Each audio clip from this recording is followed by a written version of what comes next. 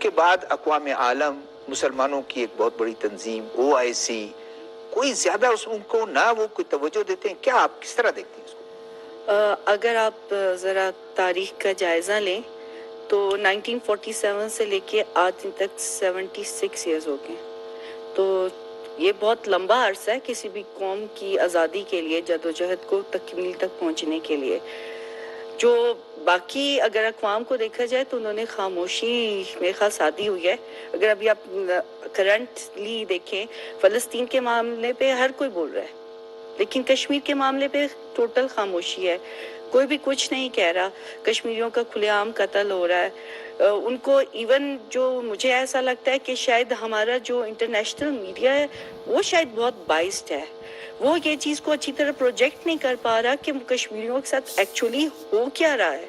اور جو باقی دنیا ہے وہ کیونکہ ان کے اپنے جو ہے مفاد ہیں بھارت سے، تو وہ شاید اس وجہ سے کیونکہ مارکیٹس بہت زیادہ بھارت ان کو پرووائڈ کر رہا ہے، تو ہو سکتا ہے کہ وہ اپنے مطلب کے لیے اس لیے خاموش ہیں اور اس کو بالکل سپورٹ نہیں کرتے۔ اور جو کشمیری نوجوان ہیں، ابھی تو اگر آپ تھوڑا سا ریویو کریں تو کشمیری نوجوانوں کو بھارت کی کسی بھی یونیورسٹی میں اگر وہ پڑھ رہے ہیں تو ان کو نکالا جا رہا ہے، ان پہ اٹیکس کیے جا رہے ہیں کیونکہ وہ کشمیری ہیں اس لیے۔ تو میرا خیال ہے کہ یہ شاید ڈیوبل ہم کہہ سکتے ہیں، دوغلا پن ہے دنیا کی۔ اور جمہوریت کا چیمپئن اپنے کو کہتا ہے، ہیومن رائٹس کا چیمپئن کہتا ہے۔ بالکل بالکل چیمپئن کہتا ہے۔ حالانکہ آپ دیکھیں ابھی کچھ ٹائم پہلے ہی آسام میں کیا ہوا، کتنے زیادہ بیچارے لوگوں کو انہوں نے مار دیا، نسلی فسادات وہاں پہ پھوٹے، اور پھر بھی وہ اس چیز کو ہائی لائٹ نہیں کر پاتا۔ حالانکہ انٹرنیشنل میڈیا کو چاہیے کہ ہائی لائٹ کرے۔ ہم اپنے طور پہ تو بہت کچھ کرتے ہیں، ہم ہر فورم پہ کشمیر کا کیس بھی لڑتے ہیں، لیکن شاید انڈیا نے اپنے بہت زیادہ مضبوط پنجے گاڑ لیے ہیں، اور وہ شاید باقی اقوام کو بھی اپنے تابع کرنا چاہتا ہے، شاید مجھے لیکن ڈاکٹر صاحب کب تک یہ چلے گا؟ اقوام عالم کب تک خاموش رہے گی؟ آج فلسطین میں سب کہہ رہے ہیں کہ جی حماس نے کیا، حماس کا آج لوگ کہہ رہے ہیں کہ حماس نے اگر یہ کیا اس کی وجہ جاننے کی ضرورت ہے۔ کل تک وہ عرب ممالک وہ بات نہیں کرتے تھے، لیکن وہ کہتے ہیں کہ نہیں، آپ اس روٹ کاز کو تلاش کریں۔ تو کب تک یہ ہوگا؟ کشمیروں کی طرف سے تو ایک ان کی جدوجہد چل رہی ہے۔ برہان وانی کے بعد، اس کی شہادت کے بعد، جی 2016 میں اس کے بعد بالکل ایک دم سے پہلے گن کا استعمال کیا، بالکل ریوائیو ہوئی یہ۔ اور اگر آپ دیکھیں تو یہ ایک دم سے جدوجہد ریوائیو ہوتی رہی، ہر وقت ہوتی رہی۔ کوئی شک نہیں ہے کہ بہت مستقبل قریب میں جب کوئی کسی کے لیے کچھ نہیں کر پاتا تو لوگ اپنے لیے خود لڑنا شروع کر دیتے ہیں، جو وہ لڑ بھی رہے ہیں۔ شاید وہ کہیں نہ کہیں کمزور ہیں کہ وہ بھارت کا مقابلہ نہیں کر سکتے۔ 9 لاکھ فوجی ڈپلوائے کیے ہوئے انہوں نے، تو ایک کشمیری پہ 10 کشمیریوں پہ ایک فوجی بھاری ہے ان کا، اور وہ بیچارے کیا کر سکتے ہیں۔ اور کوئی شک نہیں ہے مستقبل قریب میں انشاءاللہ وہاں سے بھی کوئی حماس نکلے گا جو خود لوگوں کو خود اپنے لیے موٹیویٹ کرے گا اور خود لوگوں کو جدوجہد کو اس کا مطلب دبایا نہیں جا سکتا۔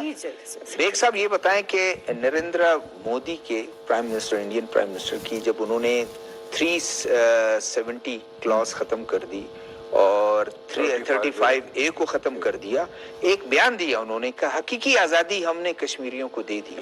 دیکھیے ٹیکنیکلی اگر آپ دیکھیں دنیا کے جتنے بھی آئین ہیں جمہوری حکومتوں کے، وہ اس کے بنیادی نکات جو ہیں وہ UNO کے چارٹر اور ہیومن رائٹ ڈکلیریشن کے جنیوا کنونشن جی ہاں لیے گئے ہیں، جتنے بھی ہمارے اپنے آئین کی بھی جو ساخت ہے، اور کوئی اعلان کرے یا نہ کرے، ہم سب آج کی دنیا میں، جدید دنیا میں جس کو گلوبل ویلیج کہا جاتا ہے، احترام انسانیت کے لیے بہرحال اس ریٹن اس کے اوپر ہم یقین رکھتے ہیں۔ اسی کے تحت بھارت کا آئین بھی بنا، اور بھارت کا اور پاکستان کا آئین 1935 کے آئین کی ایک سٹرکچر جو ہے اسی پر۔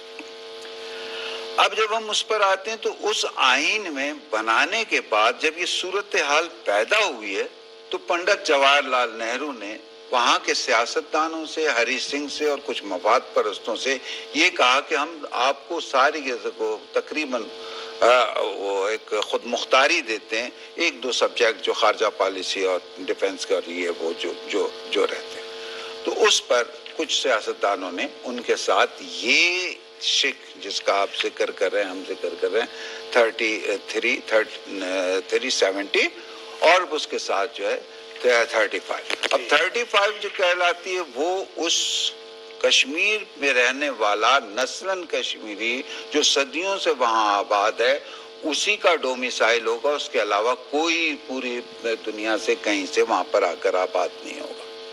اور دوسرے اس کے تحت اس کی حیثیت بھارت کے کسی صوبے کی طرح نہیں ہوگی جو بھارت کے صوبے ہیں، بلکہ اس کی حیثیت ایک اس کے درمیان جو جنگ ہوئی تنازع کو حل کیا جائے گا. چین اور اس کو دیکھیں تو دو وہاں پہ لائن نیشنل بارڈر 30 ہم نے کر دیا، حاصل ہے کہ آپ ایسا کر سکیں. اور اس کی بنیاد یہ ہے کہ تیسری نسل جو ہے وہ باقاعدہ آپ نے اس کو اس سٹیٹس کو لوور کر کے ایک صوبے کا درجہ دے کر، اور آپ کہتے ہیں کہ یہ آزادی ہے. دیکھیں اس میں دو چیزیں ہیں، دو چیزیں دیکھنی ہوں گی. ایک تو یہ ہے کہ ہم بھارت کی بات کر رہے ہیں اور نریندر مودی کی بات کر رہے ہیں. بھارت نے کشمیر میں اس وقت وہ کسی آئین کو، کسی قانون کو، کسی انٹرنیشنل چارٹر کو تسلیم کرنے کے لیے تیار نہیں. اس نے آنکھیں بند کر کے ڈنڈے کے زور پہ وہ اپنی مقاصد حاصل کرنا چاہتا ہے اور اپنی مرضی سے وہاں پہ فیصلے کرنا چاہتا ہے، جس طرح بات ہوئی. دوسری جانب ہم یہ دیکھتے ہیں کہ کشمیری جو اپنی ایک لڑائی لڑ رہے ہیں وہ ہم سمجھنے کی کوشش کریں کہ وہ کیا جدوجہد ہے. کیا کوئی ایک چھوٹے مسئلے پہ کے لیے وہ بات کر رہے ہیں؟ نہیں، وہ اپنے ایک بنیادی انسانی حق یعنی آزادی کے لیے ایک جدوجہد کر رہے ہیں. اس کو دنیا کو سمجھنی ہوگی. دہشت گردی میں بھارت نے اس وقت دنیا کے تمام کے خلاف بھی بھارت اس کو دیکھنے کے لیے تیار نہیں. ایسے میں ہم بھارت سے یہ امید رکھیں کہ وہ اپنی پارلیمنٹ میں یا اپنے ملک میں وہاں تو صدر یا پرائم منسٹر جب وزٹ کرتا ہے تو تمام کالجز، یونیورسٹیاں، بازار بند کر کے کرفیو سا سما ہوتا ہے، پھر وہ وزٹ سور کیوں کرنا پڑتا ہے؟ اب جو وہاں پہ اس نے 370 اور 35A ختم کیے تھے تو اس کے بعد تو اس نے کئی ماہ تک بلکہ سال تک کرفیو کا ایک سما رہا. گھروں سے لوگوں کو نکلنے کی اجازت نہیں دی گئی. اگر ہم یہ سمجھیں کہ بھارت کشمیر میں بیٹھ کر کسی قانون کو، کسی آئین کو کی بات کرے گا، میں سمجھتا ہوں وہ تو کشمیر میں بھارت اپنی موجودگی کا اخلاقی جواز بھی کھو چکا ہے.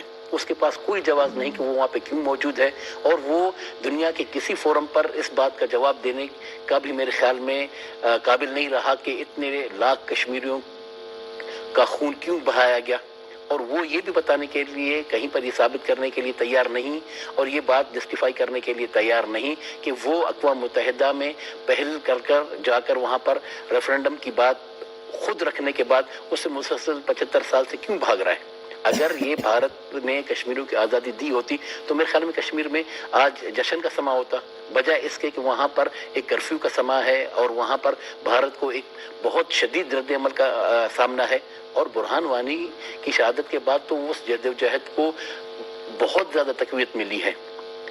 آج بھی کشمیری چاہے کشمیر میں ہیں یا کشمیر سے باہر رہتے ہیں، وہ اگر یورپ میں بھی کہیں پہ رہتے ہیں، اسپیشلی زیادہ تر انگلینڈ میں، وہ وہاں بھی جب آپ دیکھیں کہ اس قسم کا کوئی دن آتا ہے تو اس کو وہاں پہ بھی مناتے ہیں. وہ یورپ میں بھی مظاہرے کرتے ہیں، جلسے کرتے ہیں. اس کا مطلب یہ ہے کہ آج بھی جو کشمیر سے باہر پوری دنیا میں کشمیری موجود ہیں وہ بھی کشمیر کی آزادی اسی طرح چاہتے ہیں جس طرح کشمیر میں موجود لوگ اپنی جدوجہد کر رہے ہیں. ڈاکٹر صاحب آپ سے سوال یہ ہے کہ ایک پرپز، ایک خیال یہ ہے اور شاید صحیح بھی ہے کہ 370 کو اور 35A کو ختم کرنا اسپیشل، اس کو اس سے پہلے تو یہ تھا کہ یہ سٹیٹس تھا کہ کبھی ہندوستان سے کوئی جا کر نہ وہاں کاروبار کر سکتا، کاروبار ٹیمپریری کر سکتا ہے، جائیداد نہیں خرید سکتا، سکونت اختیار نہیں کر سکتا. اس کے بعد اس نے راستہ کھول دیا. شاید اس کو یہ پتا ہے کہ 80 سے 90% جو ہے وہ آبادی مسلم وہ ہے، وہ کبھی جو ہے وہ آزادی کی تحریک ختم نہیں کریں گے. اب ان کی ڈیموگرافک چینج کی طرف جائیں تو آپ کیا کہتے ہیں؟ اگر ہم ڈیموگرافک چینج دیکھیں تو بھارت نے یہ اقدام تو کیا ہے کہ یہ وائلیٹ کر کے ان دونوں کو اس نے وہاں پر لوگوں کو جا کے لاکھوں لوگوں کو بھیج دیا. بیسکلی بات یہی ہے کہ ان کی میجورٹی کی مسلمانوں کی میجورٹی کو اقلیت میں کنورٹ کرنے کی کوشش کی جا رہی ہے. اس لیے ان کو حق دیا ہے کہ وہ جائیداد بھی خرید سکتے ہیں, وہاں پہ رہ بھی سکتے ہیں, آفیشلی اپنے آپ کو کشمیر کا ڈومیسائل بھی کہلا سکتے ہیں. تو اس سے تو نتیجہ یہی ہوگا کہ آہستہ آہستہ وقتاً فوقتاً اگر یہی بھارت کا ایٹیٹیوڈ رہا کہ لوگوں کو بھیجتا رہا وہاں پہ, ہندو آبادی بڑھاتا رہا, تو مسلم آبادی تو ڈیفینیٹلی گھٹے گی اس میں.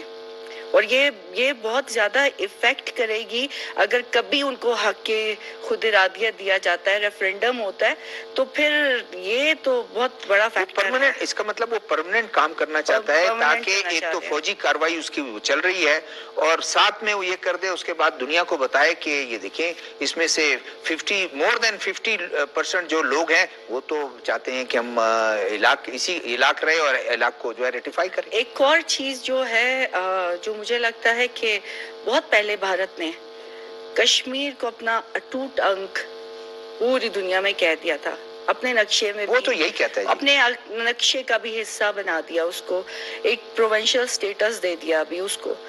جبکہ اگر ہم لوگ اپنی طرف دیکھیں تو آج دن تک ہم پاکستانی تو کشمیر کو اپنا ایک حصہ بتاتے ہیں اگر نقشہ دیکھیں آپ, اور ہم تو شہرک کہتے ہیں اس کو, شہرک کہتے ہیں, لیکن اگر انٹرنیشنلی ایٹلس اٹھائیں تو اس میں Pakistan, Kashmir is not the part of Pakistan.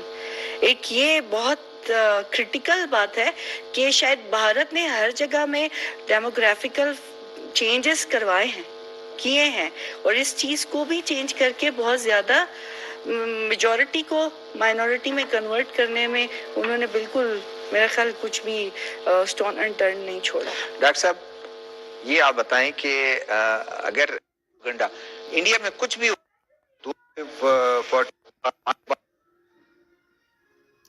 Pakistani وہاں جا کر کے نیشنلٹی نہیں لے سکتا, زمین نہیں خرید سکتا, کاروبار نہیں کر وہی سکتا. اسٹیٹس ہم نے دیا ہوا. اب دوسری چیز یہ ہے کہ ہندوتوا کے تحت فوری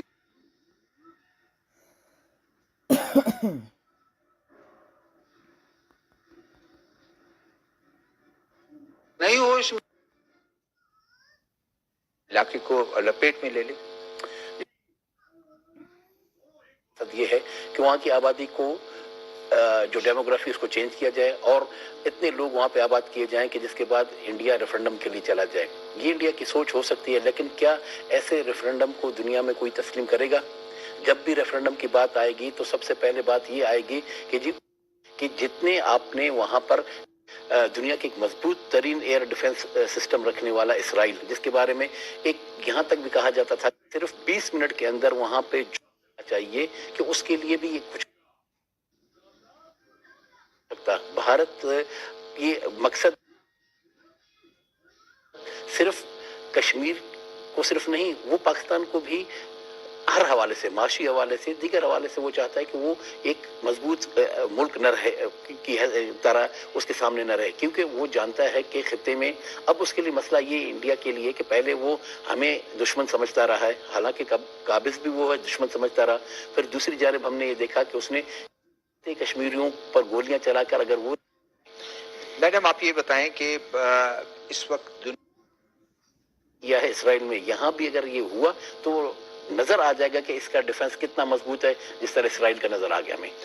میڈم آپ یہ بتائیں کہ اس وقت دنیا میں پہلے کبھی یہ ہوتا تھا 30 سال پہلے ایک فوٹیج ہمیں ملتی تھی اور ہم اس کو پاکستان ٹیلی ویژن پر چلاتے ہیں, جو ظلم اور بربریت یا وہ کبھی کوئی اس طرح سے وہ واقعہ ہوتا تھا. آج تو سب کے پاس موبائل ہیں, منٹوں میں اس کے وہ آ جاتے ہیں. آپ نے ذکر پہلے بھی اپنے اس میں گفتگو میں کی کہ انٹرنیشنل میڈیا وہ نہیں, اب انٹرنیشنل میڈیا کی شاید وہ اتنی محتاج بھی نہیں ہے. آپ کو تمام ان کی بربریت اور پیلٹ گن کا جب انہوں نے استعمال کیا اور کتنے لوگوں کو انہوں نے جو آنکھوں سے محروم اس کے ہوئے, تو دبا تو نہیں سکا تب بھی. اگر آپ تھوڑا سا ریویو کریں, میں ایک رپورٹ کو ریویو کر رہی تھی, تو جن لوگوں کو بھارت وہاں پہ جا کے سیٹل کر رہا ہے وہ ایک بڑا پازیٹیو دیتے ہیں کہ جی آل از ویل, بہت اچھا ہے. لیکن جو مسلم پاپولیشن ہے وہاں کی, وہ سوشل میڈیا پہ ٹرینڈز چلاتے ہیں, حالانکہ بھارتی حکومت ہی ان کو بند کر دیتی ہے, ان کے اکاؤنٹس کو ہیک کروا لیتی ہے, بند کر لیتی ہے. اب جب ان کو ایکسیس ہی نہیں دیا جائے گا انٹرنیٹ کا استعمال کا تو وہ اپنے مظالم کو پورٹریٹ کیسے کریں گے؟ اور بھارت کا اگر آپ دیکھیں تو بھارت انٹرنیشنل میڈیا کے جو جرنلسٹ ہیں ان کو وہاں جانے ہی نہیں دیتا. وہ میرا خیال ہے کہ شاید نہیں جا سکتے ہیں وہاں پر, تبھی تو پورٹری نہیں ہوتا. پہلے اگر آپ دیکھیں CNN کی رپورٹس آتی تھی, ہمارے پاس BBC کی انٹرنیشنل الجزیرہ کی رپورٹس آتی تھی. ابھی تو آئی تھنک سوشل میڈیا پر اتنا کچھ ہے, اتنا بہت کچھ مٹیریل ہے ہے سوشل جو اس کو میڈیا پہ ایکسپوز بہت کر, ہے. بھارت کو ایکسپوز کرنے کے لیے سوشل کافی ہے. میڈیا پہ بہت کچھ ہے لیکن وہ پازیٹیو طریقے سے یوز نہیں ہو رہا نا بھارت کے اگینسٹ. بھارت اس کو کسی نہ کسی طرح سے دبا دیتا ہے. اگر یہ میرا خیال ہے کہ انٹرنیشنل میڈیا کو ایکسیس دے گا تو بھارت کا جو گھٹیا نقاب میں اس نے اپنی شکل کو چھپایا ہوا ہے نا, جو جتنا ظلم وہ کشمیریوں پہ کر رہے ہیں وہ سارا بے نقاب ہوگا اور لوگوں کو پتہ چلے گا کہ بھارت آخر کر کیا رہا ہے, کیسے وہ مسلمانوں کو ان کے حق سے, ان کی عبادت کے حق سے. وقت ختم ہو گیا, مجھے کہہ رہے ہیں وقت ختم ہو گیا. میں اپنے پینلسٹ کا شکریہ ادا کروں. ڈاکٹر صاحب آپ کا شکریہ, خالق رین صاحب آپ کا شکریہ, ڈاکٹر صاحب آپ کا شکریہ. ناظرین, آج ہم نے گفتگو کی اور اس کو تمام اس پہ تمام دنیا میں کشمیری مسلمان جو ہے آج اس کو یوم سام منا رہے ہیں. اپنے میزبان شہزاد ذوالفقار کو اگلے پروگرام تک اجازت دیجیے. اللہ حافظ.